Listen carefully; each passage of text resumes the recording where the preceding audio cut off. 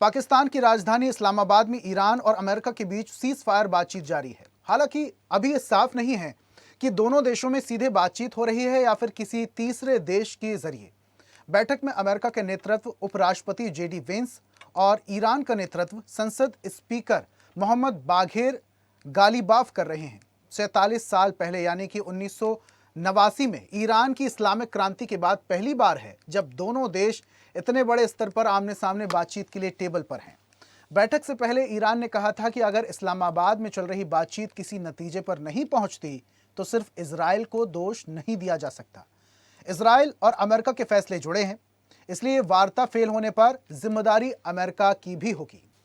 और विदेश मामलों के जानकार अनुपम जी जुड़ चुके हैं, सीधा उनका रुख करते हैं, उनसे समझते हैं। अनुपम जी, ये जो सिनेरियो अभी बन रहा है, ये आरोप जो चल रहे हैं, इस पर क्या कहेंगे?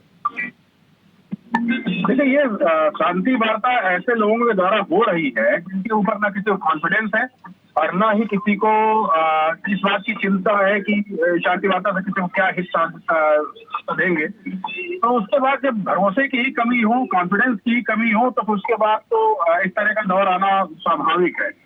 ये हम बहुत उम्मीद नहीं लगा सकते हैं कि इसका क्या रिजल्ट आएगा, लेकिन इस बात को जरूर मानना पड़ेगा कि ये जो पहल हुई है उसके सकारात्मक परिणाम निकलने की संभावना बहुत कम है। लेकिन अनुपम जी, अगर दोनों देशों के बड़े नेताओं की अगर हम बात करें, ट्रंप खुद कह चुके हैं कि अगर शांति वार्ता के लिए बात नहीं करते हो, सीज फायर नहीं करते, उससे पहले भी कई बार हमने ट्रंप के जो बयान सुने, वो कई बार धमकी देते भी दिखाई देते हैं ईरान को। इजराइल की तरफ से भी प्रतिक्रिया सामने आती है, लेकिन ईरान भी पीछे हटने को तैयार नहीं होता।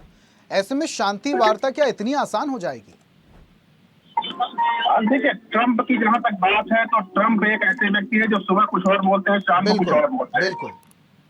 तो इस कंडीशन में उनको लेकर ये नहीं कहा जा सकता कि वो कितने गंभीर, या प्रेडिक्ट किया ही नहीं जा सकता है। और दूसरी बात रही ईरान की, तो ईरान को अब ये लगने लगा है तो उसको एक मौका मिल गया है जिस पर वो अपने टर्म्स एंड कंडीशन को यहाँ पर डिक्टेट कर सकता है। और इसी वजह से दोनों के अपने अपने हित हैं। ट्रंप थोड़ा सा कंफ्यूज भी है और वो इनडिसिसिव भी है, और ये लग रहा है देख करके कि अभी शांति वार्ता को सिरे चढ़ने में काफी समय लगने वाला है। सर, एक बात मैं आपसे और समझना चाहूंगा। अगर हम ईरान की बात करें तो ईरान कह रहा है कि लेबनान में भी इजराइल को सीज फायर करना होगा, तभी ये बातचीत संभव है।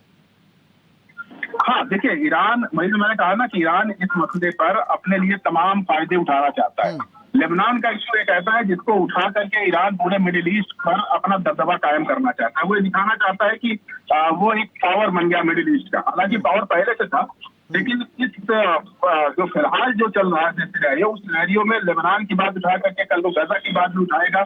तो ये सारी बातें, वो एक अपने आप को अनडिस्प्यूटेड, जो वहाँ का एक हीरो है वो पूरे क्षेत्र का, अनडिस्प्यूटेड किंग, जिस पर आज तक सऊदी अरेबिया का एक माना जाता है कि उसका वो एक उस पूरे इलाके का सबसे बड़ा डिक्टेटर है, या वो उसी की बात मानी जाती है।